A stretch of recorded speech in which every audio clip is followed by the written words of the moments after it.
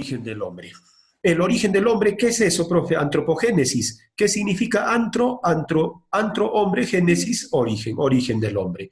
Así, profe, obviamente. Hablaremos sobre el origen del hombre. Y sobre el origen del hombre, profesor, ¿cuántas teorías tenemos? Varias teorías. Ahorita lo vamos a explicar uno por uno las teorías. ¿Ya, muchachitos? Entonces, las teorías nosotros lo vamos a explicar uno por uno. A ver, veamos. ¿Cuál es la primera teoría? La primera teoría, jovencitos, es la teoría creacionista. Ah, no. A ver, escuchen, a ver, escuchen, antes de pasar a la teoría creacionista para explicar el origen del hombre, vamos a desarrollar las ciencias auxiliares, ¿ya? ¿Cuántas ciencias auxiliares tenemos? Un montón. A ver, escuchen, nadie me hace bulla. Cuando alguien no puede hacer algo solo, ¿qué hace? Pide auxilio. La historia, cuando no puede explicar algo solito, ¿qué hace? Pide auxilio. ¿A quién va a pedir auxilio? Va a pedir auxilio, jóvenes, a otras ciencias. ¿Cuáles son esas otras ciencias? Aquí lo tenemos, ¿no? En la pizarra, en las diapositivas, tenemos a las ciencias que van a auxiliar. ¿A quién van a auxiliar? A la historia. Por ejemplo, la geografía, ¿será importante o no? Sí. La geografía, ¿qué nos permite? La ubicación natural, ¿no? Profe, ¿para qué? Para poder estudiar algún hecho. Por ejemplo, miren, ¿qué pasa si queremos estudiar sobre la cultura chimú? Entonces, con la geografía sabemos que para estudiar la cultura chimú tenemos que ir al norte peruano, profe. Sí, profe, entonces gracias a la geografía podemos ubicar, ¿qué cosa? Los hechos históricos. ¿Qué más? La cronología, ¿qué cosa nos permite? La cronología nos permite ubicarnos en el tiempo, ¿no? Si queremos estudiar chimú, hablaremos pues de los años 1400, 1380, ¿gracias a qué? A la cronología. La sociología, ¿qué nos permite? Hablar la calidad de una sociedad. En este caso, por ejemplo, con la geografía, ¿qué nos hemos ubicado? El desarrollo de la cultura chimú. Con el tiempo, ¿en qué nos hemos ubicado? El tiempo donde se desarrollaron los chimú. Con la sociología, profe, ¿de qué vamos a hablar? De la sociedad chimú. Profe, ¿y la antropología qué estudia? La antropología, jovencitos, estudia al hombre holísticamente. ¿Qué es holísticamente? De manera global. Al hombre lo va a estudiar de manera físico, psicológico e intelectual. O sea, en todos los aspectos va a estudiar al hombre, a la antropología, sí, por eso se llama holísticamente. ¿Qué más? Arqueología. Profe, ¿la arqueología qué estudia? Las construcciones antiguas, ¿no? Por ejemplo, a las construcciones antiguas, ¿cómo lo llamamos? Restos arqueológicos. ¿Y quién se encarga de estudiar de esos restos arqueológicos? La arqueología. La paleontología, ¿qué estudia la paleontología? Estudia los restos fósiles.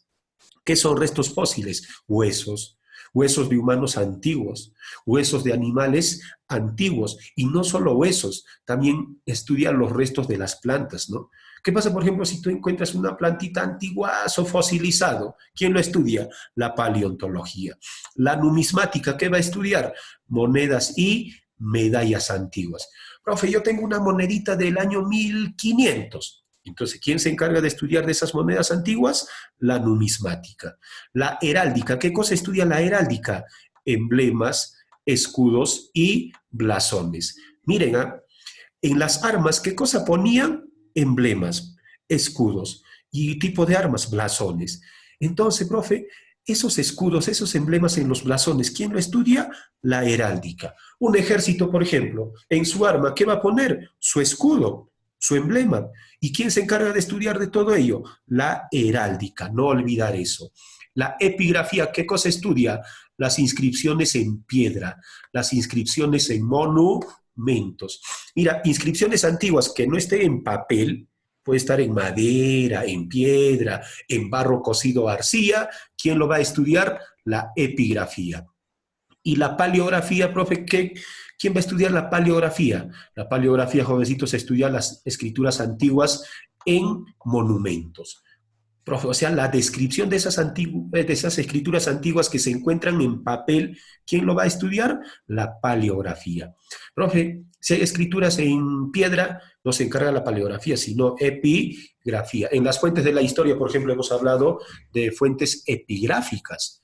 Es decir, hemos mencionado a la escritura jeroglífica.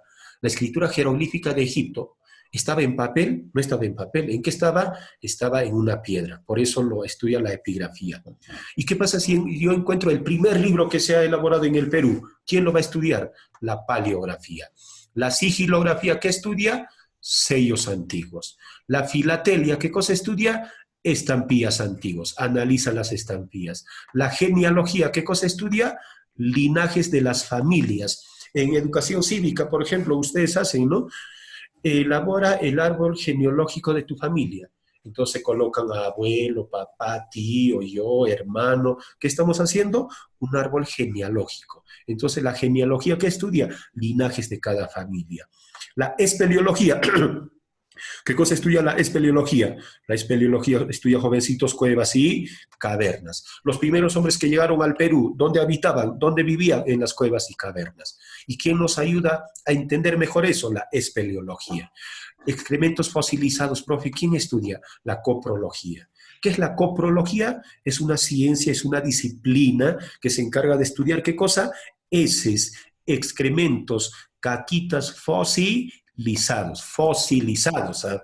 ¿Qué más, profe? Etnología. ¿Qué es etnología?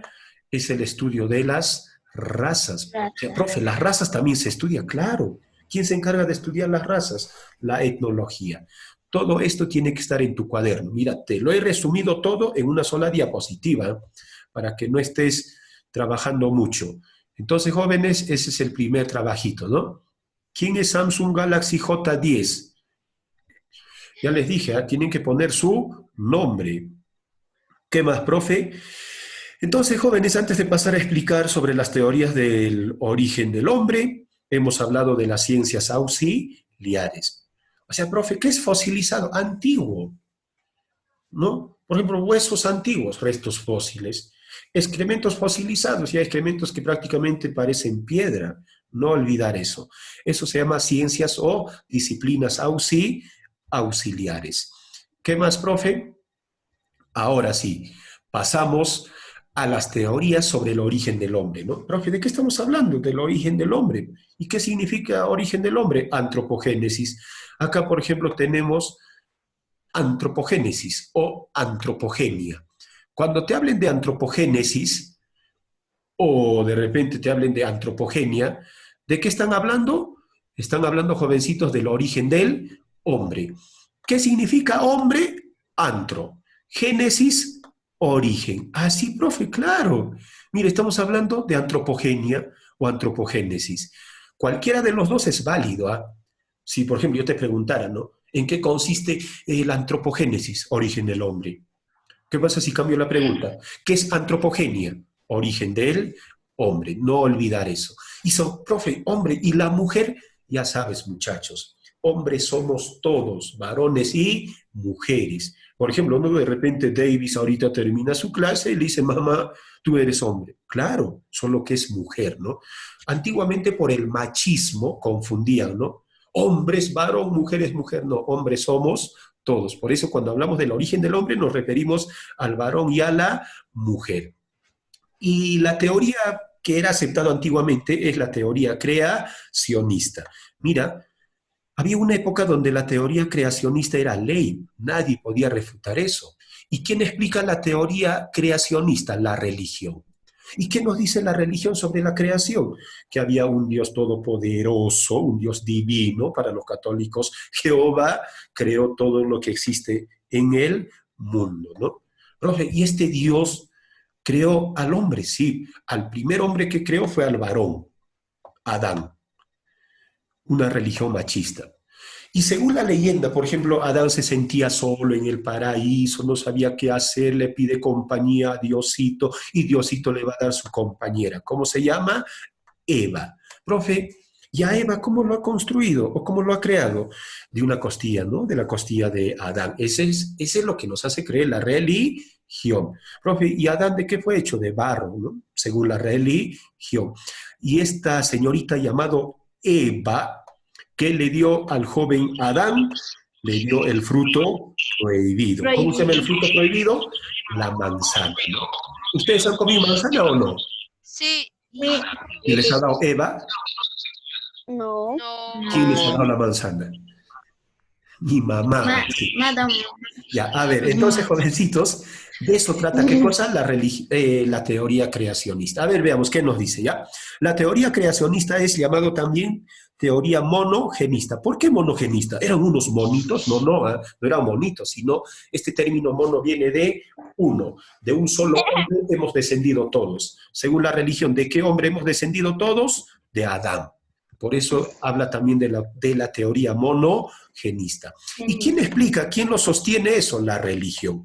La religión, ¿qué nos dice? Mira, la religión ostenta, explica que el hombre y los seres vivos fueron creados por un ser supremo, todopoderoso, divino, llamado Dios. O sea, todo lo que existe en el mundo para la religión es creación ¿de quién? De Dios. Por eso se llama teoría creacionista, ¿no? ¿Adán y Eva han pecado o no han pecado? Sí han pecado. ¿Y cuál era el pecado para la religión? Comer El fruto el fruto prohibido.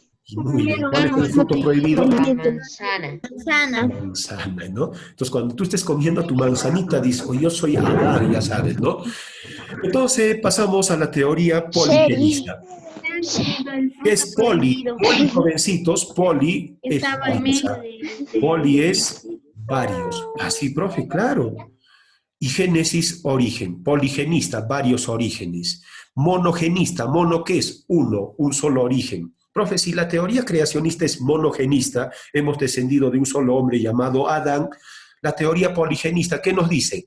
Que hemos tenido varios orígenes, por eso hablamos de poligenista. ¿Y quién explica eso, profe? Hermann Keyserling. Hermann Keyserling, alemán él, ¿qué nos dice? Que el hombre tiene varios orígenes y plantea ¿qué cosa? Plantea la posibilidad del desarrollo de distintas formas de Homo erectus. La siguiente clase, por ejemplo, vamos a hacer la evolución del hombre. Homo habilis, Homo erectus, Homo sapiens y Homo sapiens sapiens. Para Hermann Keyserling, alemán él, ¿quién dio origen al hombre? Los Homo erectus, los primeros hombres, ¿no? Y estos Homo erectus, ¿de dónde eran? Uno era africano y el otro era asiático. Así, profe, sí, un Homo erectus africano y asiático dio origen ¿a quién? A la humanidad. ¿Según quién?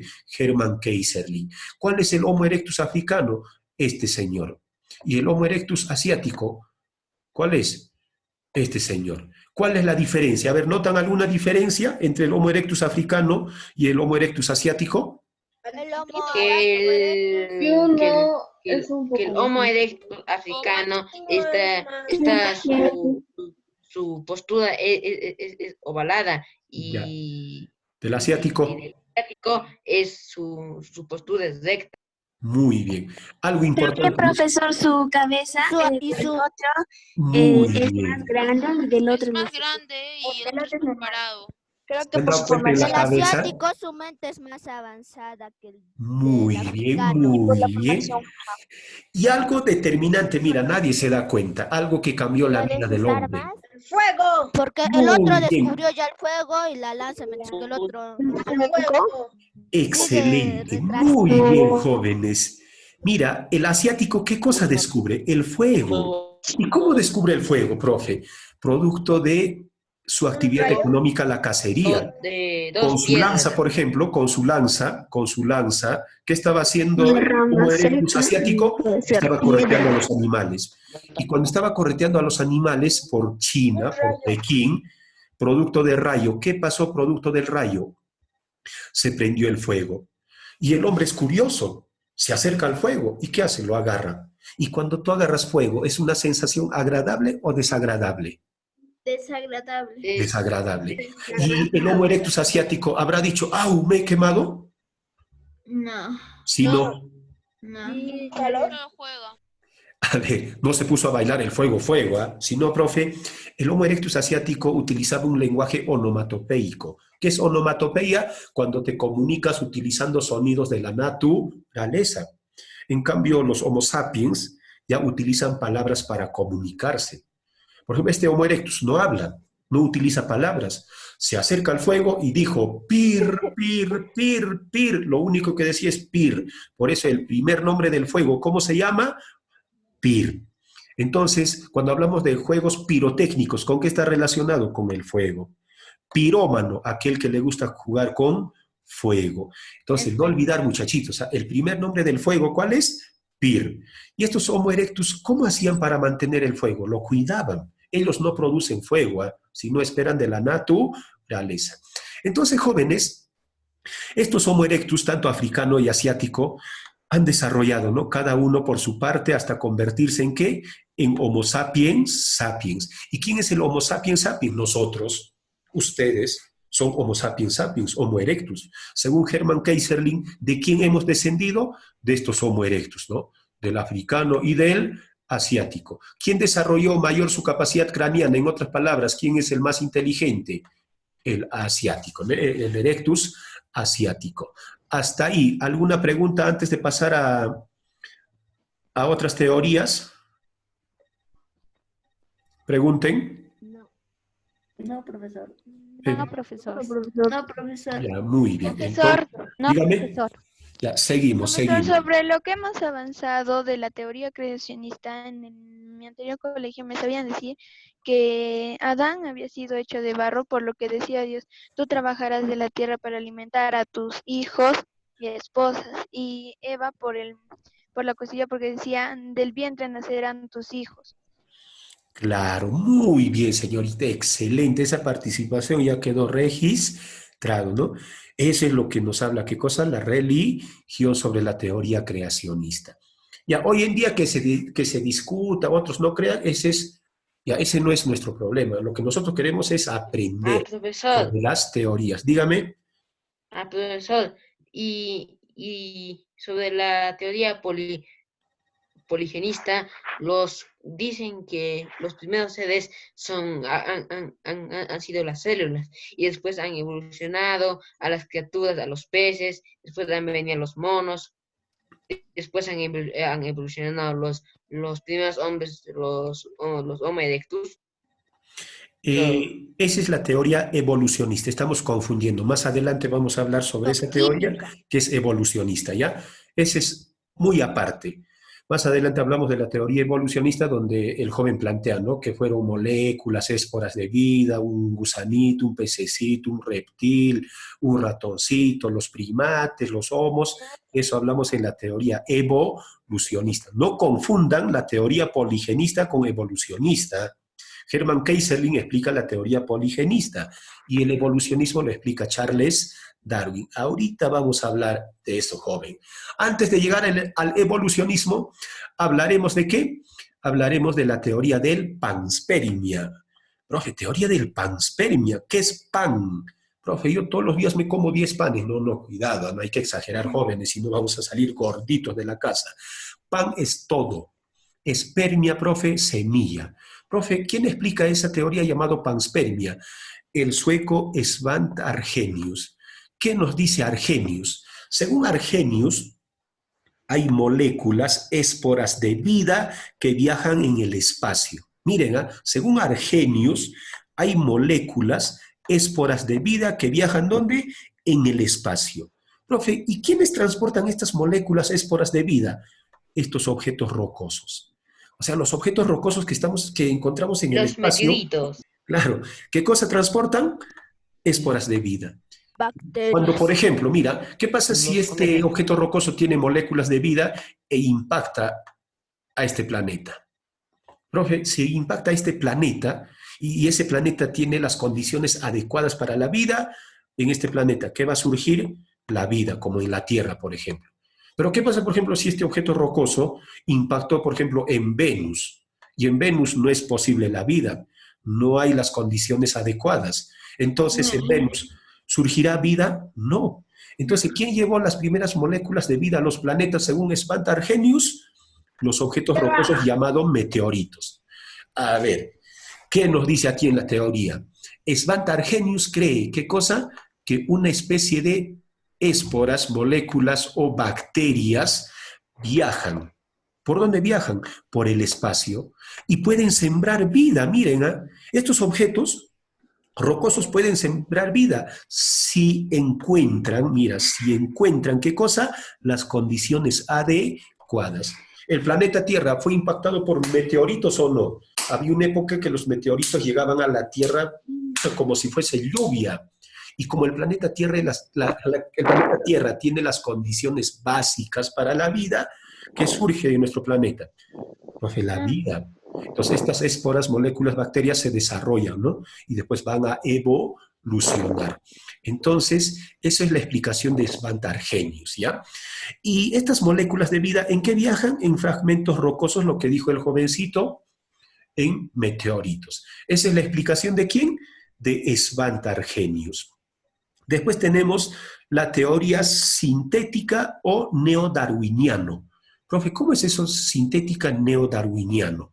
Neo, ¿qué es? Nuevamente, ¿qué cosa predomina? La teoría de Charles Darwin. O sea, profe, ¿le van a dar otra vez nuevamente importancia a la teoría de Charles Darwin? Sí. ¿Y quién es el que encabeza, por ejemplo, la teoría sintética? Este señor, ruso él. ¿Cómo se pronunciará? A ver, dígame. Teodorus Dombrowski.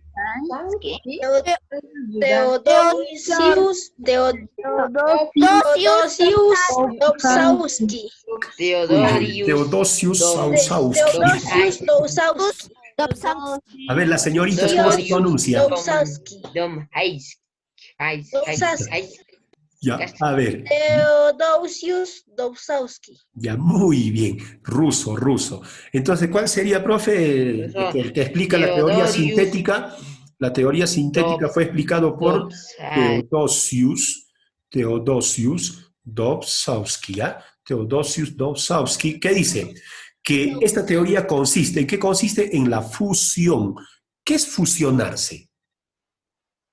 ¿Qué es fusionar? Juntarse, unirse. Muy bien. Goku y Vegeta, por ejemplo, ¿se fusionan o no? Sí, profe. Miren, cuando se unen, mira, se fusionan, se unen, se juntan. ¿Qué cosa? El darwinianismo clásico, es decir, la teoría de Charles Darwin, ¿con quién se fusiona? Con la genética moderna. O sea, cuando se fusiona lo que explica Charles Darwin con la genética moderna, por ejemplo, de Mendel, ¿qué va a pasar? Va a haber la evolución, ¿no? Va a haber la transformación ¿de quién? Del hombre, por ejemplo. Ustedes, mira, ustedes, ¿notan o no notan la diferencia entre este cráneo y esta cabeza actual del hombre? ¿Hay diferencias o no hay diferencias? Sí, Hay diferencia. ¿Ha cambiado o no ha cambiado físicamente? sí ha cambiado. Se ha cambiado. Cuando cambian físicamente, cuando hay diferencias, se llama mutación. ¿Cuándo vas a mutar? Para poder adaptarte. ¿Y para qué quieres adaptarte? Para no extinguirte, ¿no? ¿Qué estamos hablando? De la selección natural. ¿Qué es seleccionar? Escoger. ¿Quién escoge? La naturaleza. Profe, si me ha escogido, ¿qué tienes que hacer? Adaptarte. Y para adaptarte vas a sufrir cambios. Porque si no sufres cambios, te vas a extinguir. Ahora pasamos a lo que el joven, por ejemplo, hablaba, Profesor. ¿no? Dígame. Profesor, fusión es un proceso físico. Sí, es un proceso físico. Porque acá, por ejemplo, ¿hay cambios físicos o no hay cambios físicos? Sí, Claro. Y cuando hay cambios físicos se llama mutación. Mutación. Estás mutando. Por eso hablamos de mutantes. Claro, cuando alguien se está transformando... De la inteligencia, pues que el antiguo hombre era primitivo y el actual hombre es pensante. Moderno. El hombre moderno, ¿no? O sea, todos los cambios, Cambio. ¿cómo se llama, profe? Mutación. ¿Por qué estamos mutando? Porque estamos adaptándonos. Lo que decía el joven, su teoría. ¿Cuál es? La teoría evolucionista. ¿Qué es evolucionar? Pero ese últimamente. ¿Qué es evolucionar? A ver, ¿alguien me puede decir? Evolucionar. Mejorar. Mejorar. Cambiar, muy bien, transformarse. Mejorar. ¿Y para qué cambiamos? Para mejorar, obviamente. Todo cambio es para Cuando mejorar. un objeto va mejorando cuando pasa el tiempo. Muy bien, señorita. Mejora por... Todos los cambios, por ejemplo, ¿no? Las transformaciones, ¿cómo se llama? Evolución. A ver, les voy a explicar sobre la teoría evolucionista y después seguimos debatiendo, ¿ya? Después seguimos debatiendo. Tenemos, por ejemplo, al primero de ellos, Jean-Baptiste de Lamarck, este señor francés, Jean-Baptiste de Lamarck, ¿de qué nos habla? De que el medio geográfico provoca. ¿Qué cosa provoca? Cambios. ¿En qué provoca cambios o en quiénes? En los seres humanos. Y no solo en los seres humanos, también en los animales, ¿no? Los animales, por ejemplo, cambian en función ¿a qué? Al uso y desuso. Según Baptiste de Lamarck, explica, mientras más utilices una parte de tu cuerpo, vas a desarrollarlo mejor. Si no lo utilizo, se va a atrofiar, va a desaparecer. ¿Y eso era la explicación de Lamarck? Sí. Puso como ejemplo, por ejemplo, a las jirafitas. Aquí la jirafita, como tiene su cuellito chiquitito, ¿y a dónde quiere alcanzar? A las hierbas frescas de este lugar, a las hierbas deliciosas de este lugar, pero no puede alcanzar. ¿Qué va a hacer la jirafa? Lo va a utilizar. ¿Qué cosa? Su cuello.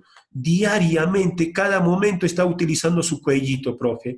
Aquí ya le creció un poquito más, ya está alcanzando a esta hierba. Profe, aquí ya alcanzó a las hierbas frescas y deliciosas. Entonces, la jirafita, ¿qué parte de su cuerpo utiliza más? El cuellito. A eso se llama la ley del uso y desuso. Mientras más lo utilizas, lo vas a desarrollar mejor. Eso era el planteamiento de Lamarck, pero hoy en día eso no se acepta. Eso no se acepta. Después tenemos a otro señor, Alfred Russel Wallace. ¿Qué nos dice Alfred Russel Wallace? Que este señor, por ejemplo, plantea por primera vez el término, la idea de ¿qué? De selección natural. Entonces, ¿quién habló por primera vez de selección natural? Alfred Russel Wallace. Profe, ¿cómo así? ¿Qué es seleccionar? Escoger. ¿Quién está escogiendo?